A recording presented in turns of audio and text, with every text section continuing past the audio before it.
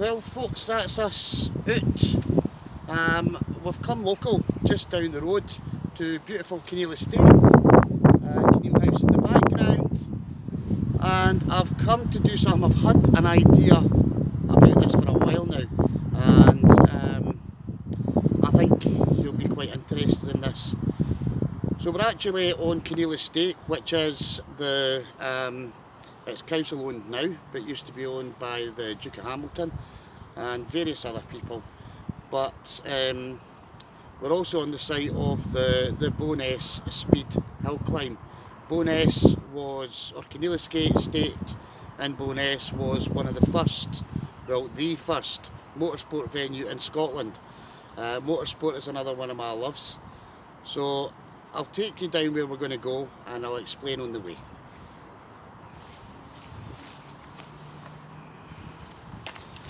So over here we have Kinneil Museum. This was the old stables as part of the house. Opens sort of in the summertime and sort of periodically during the winter. So yeah, these are little sort of houses as part of the estate. So here's what I'm talking about. So the Bowness Speed Hillclimb, fantastic event.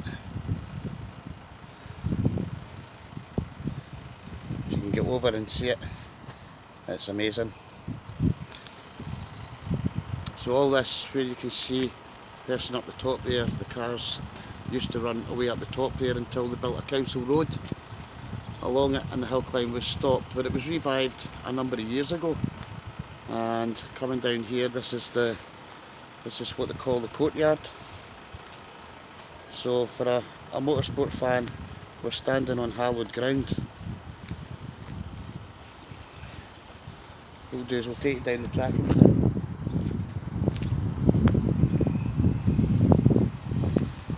So obviously the cars come up screaming up here. Now you might be thinking, what's this got to do with camping? But just bear with me. Bear with me.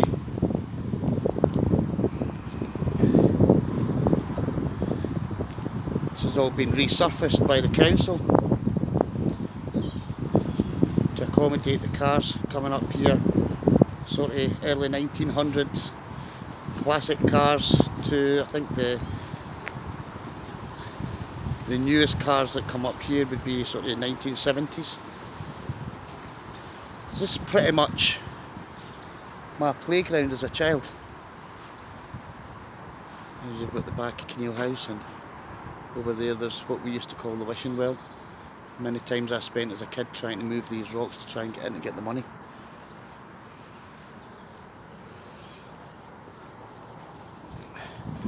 So yeah, the reason I'm here is I'm reflecting on my 156-mile round trip yesterday to Recce and back via Loch Lomond and Glen Douglas. Thinking I've come all the way out here and the weather just was not fit for anything, far too windy, couldn't even get a tent up. So I was thinking a bit closer to home. Now, you can't get any closer to home than sort of 5 minutes to this beautiful estate, 5 minutes from my house. And what I want to do is I want to have a look down here. Now, when I was a kiddie, there was a couple of caves down here. I don't think they'll have moved, but I think they might be a wee bit harder to get to. So I've got Mrs. Recovery Wild Camper with me. So I think what we'll do is, rather than go down for the top, we'll access them from the bottom. So there she is in all her glory, falling on her face almost. So yeah, this is the hill climb track here. I think the last 4 or 5 years they put these wooden barriers up. So Scott's, Jim Clark, Jackie Stewart have all raced here at Bowness testing their motorsport genius. Jim Clark, sadly no longer with us, died in a Formula 3 accident in Hockenheim, Germany, I think. But yeah, so the hill climb's now been revived for a number of years, and it's growing year by year. Every year it's something different, and they're just constantly trying to make it better. The guys of the Bo'ness Hillclimb Revival Committee, the fantastic work that they do. But yeah, enough of the hill climb at the moment. The plan is to come down and recce this site to see if this is possible. What I plan to do.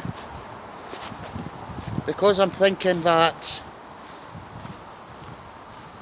it's 5 minutes from home.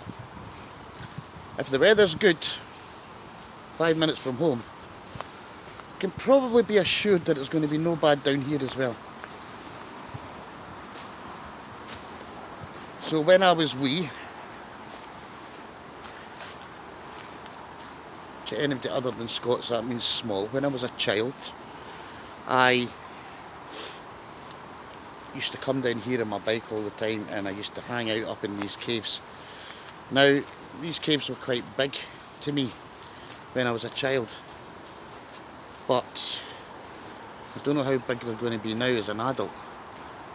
But I'm hoping at least I can get my wee Fox 2 in. If not, it'll be a tarp to cover the entrance, and I would like to do a night in these caves. So they're hardly caves, they're actually overhangs, but there's 3 of them if I remember rightly. So I'm going to head up.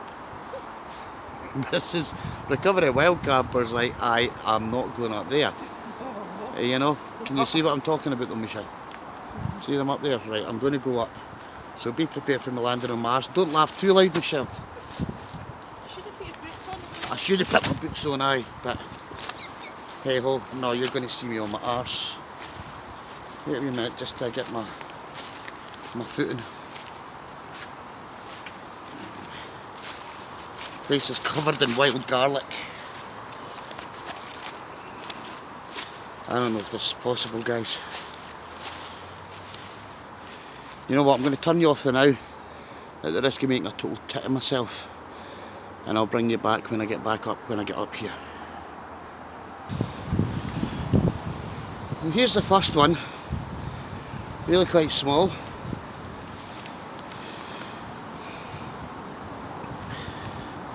Certainly wouldn't be getting a Fox 2 in there. But I could get a campfire in there.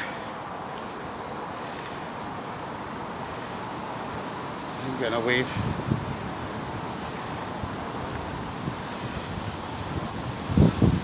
So let's scramble over to the next one. So here's the next one. It's a bit wet.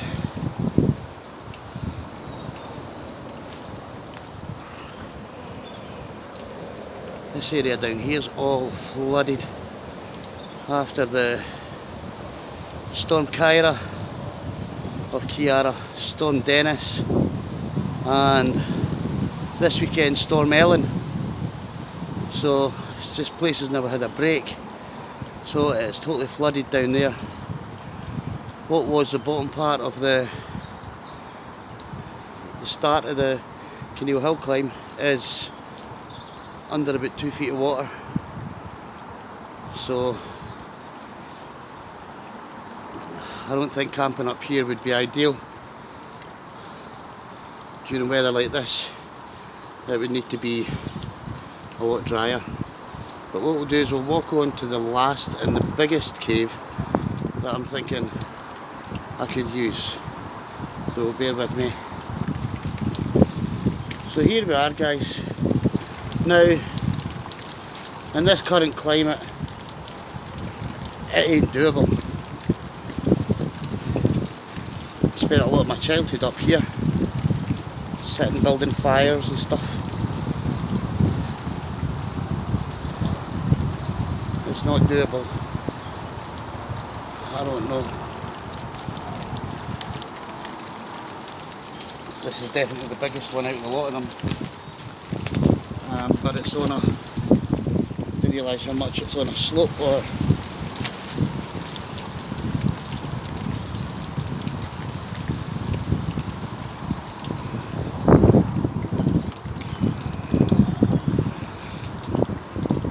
although I could bring a shovel and level it out a bit. I think I'd get a wee Fox 2 in there. It was a bit more level. It's an idea.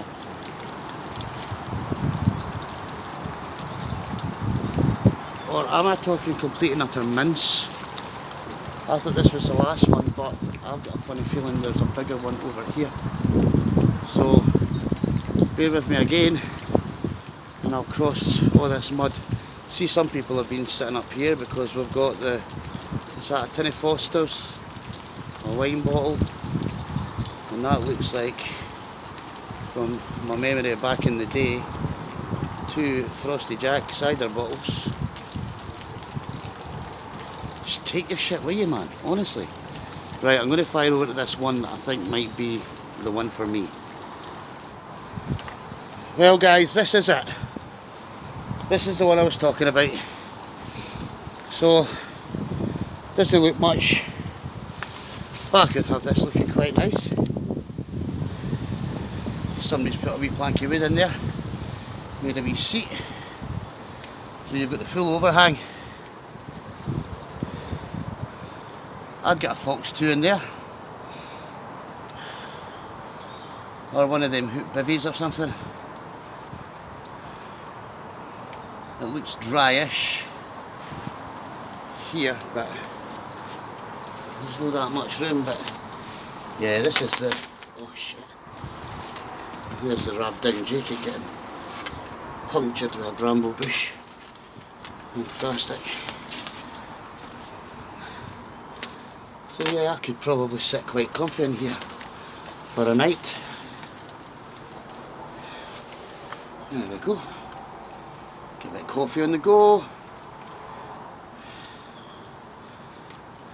Yeah. There's a view outwards onto the River Forth with the snow-capped hills. That's the Ochils you've got over there. And I think if it was clear enough, if you were to look far enough in the distance, you would see the Wallace Monument and Demayet, which I think is the highest peak in the Ochils. Correct me if I'm wrong, I'm sure you will. But yeah, this is definitely doable. So what I would do, I would make sure first of all it's dry, and I would just come down from the top of the Hillclimb track where I showed you, up here. Don't know if I could actually still get up this way without falling on my arse. I reckon I could just get up there and throw my gear down, because just up beyond here is the Hillclimb track.